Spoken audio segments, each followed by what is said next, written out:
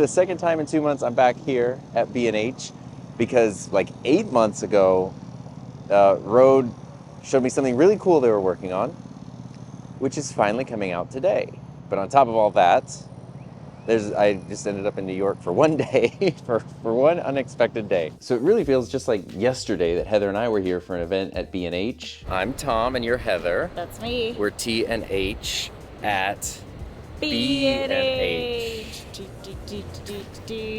And that was for a live stream panel about podcasting and Audio 101, which is super cool. I've never been invited to do anything like that before. I'm Tom Buck. And I'm Vander Scott.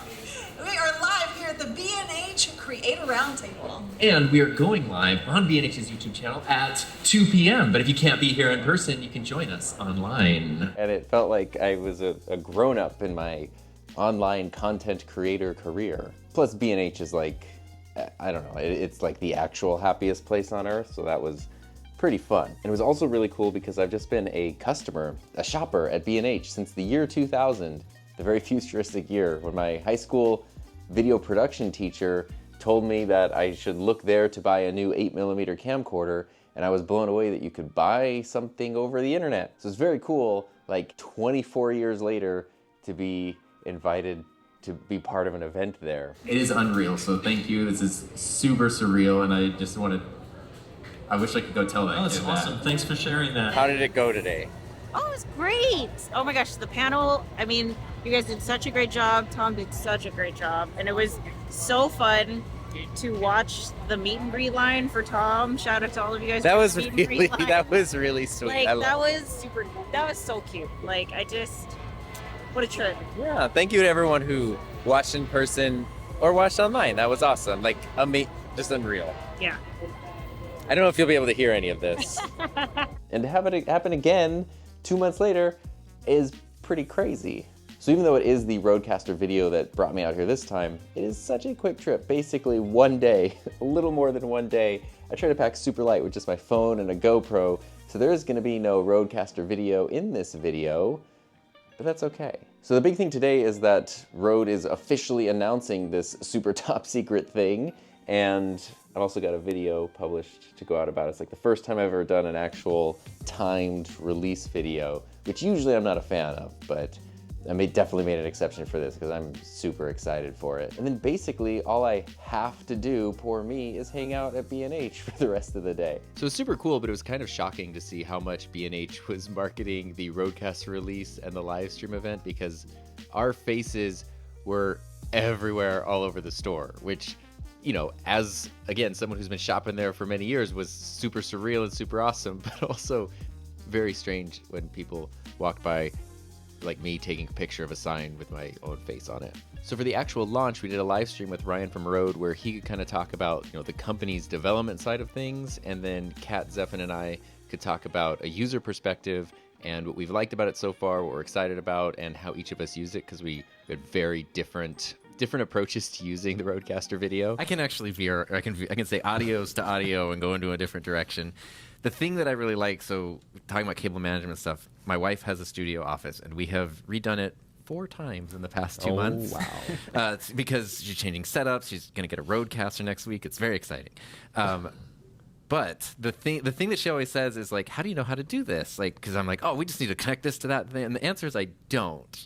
But there's always a million ways to do everything. And that's kind of like the headache, is when you find something that's limiting, like this has to work only this way.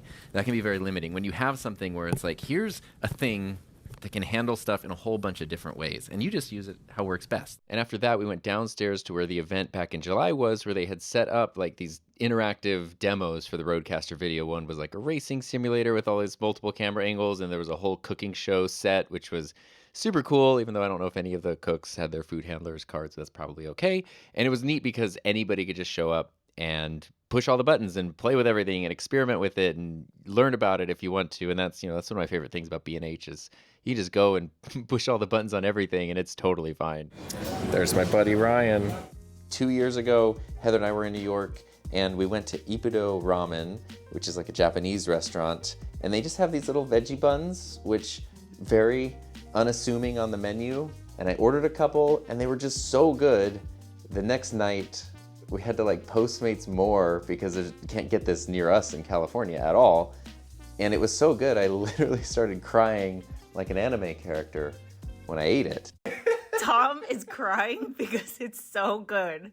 This is his fourth one and he can't stop crying. It's too good. He's literally crying. I killed my Robin, by the way, but look at him. Oh my gosh. This is the best review ever right here. Oh, yes. I don't know.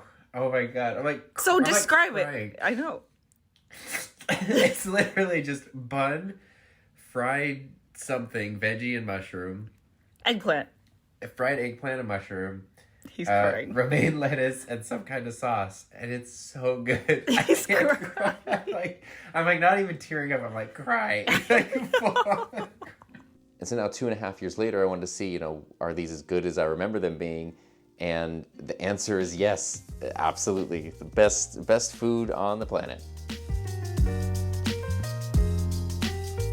If you're a child of the 80s like I am, then you probably spent some middle school and high school watching TRL.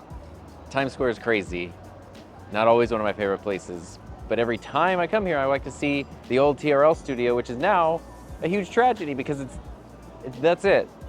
It's just this billboard that's been playing basically the same animations for like 4 years. The studio is CBS News, so they're still doing broadcasts in there, but the corner, like the main studio, got blocked out. I don't know what's behind the sign. I'm so bummed they blocked out the windows. For a while, it was an Aeropostale store, and you could actually go up to the second floor and like buy pants and stuff, but you could also go to the corner that was the TRL studio. So I did that a couple times. You got to like look out the window, and that was so cool. And now it's just this electronic billboard, which makes me really sad. But if you go in the store right below it and you kind of look at the corner, you can see exactly the same, like what the studio looked like. Just imagine these windows upstairs, and now you can pretend that you're Carson Daly in 1999. So Heather and I have talked multiple times about the Boston and Maine Live YouTube channel. It has the world cams from all over the place. And so now the last 2 times we've come to New York, it's been a super quick trip. So I made sure to stop here, which is Bryant Park, because right behind me, right here, is the Bryant Park webcam for that. It's on this restaurant here. And then usually it's facing this way. You can see all of Bryant Park, which is then also an ice rink in the winter. And there's usually a bunch of chairs here, but right now there's no chairs here because it's raining, I guess. I had to make sure to tell Heather to turn on the world cam so she could see me at Bryant Park. And then I forgot that it is a constant webcam as I awkwardly tried to recreate a photo from earlier this summer. I might need to elaborate on that just a little bit more. Since 2001, I've done this thing where if I come across a landmark, I take a picture of my left hand touching it. And the reason for that is when I was a kid, I went to Washington, D.C. and I had my camcorder, which I held in my right hand. And every time I'd come across something neat, I would just sort of film my left hand like touching it or knocking on it or whatever. And that's just become a thing like ever since. Here's my hand on the Flatiron Building. Here's my hand on the Daily Show door, the TRL studio, a historical church in Iceland. It's just a thing that I do. So after a quick 30 hours in the city, it was time to head on a plane and come back home to California, which, I mean, the whole thing's kind of a whirlwind experience. It's cool to not only be able to go to New York twice in a year, which is something I've never done before, but to be able to go twice in 2 months, and not only that, but to a place like B&H for, work-related things, which is just something that stemmed from always being excited and interested in audio-video production. So that the whole experience is just absolutely awesome, and I'm super grateful to everyone involved, and I hope you had a good time kind of sharing the trip with me through this video.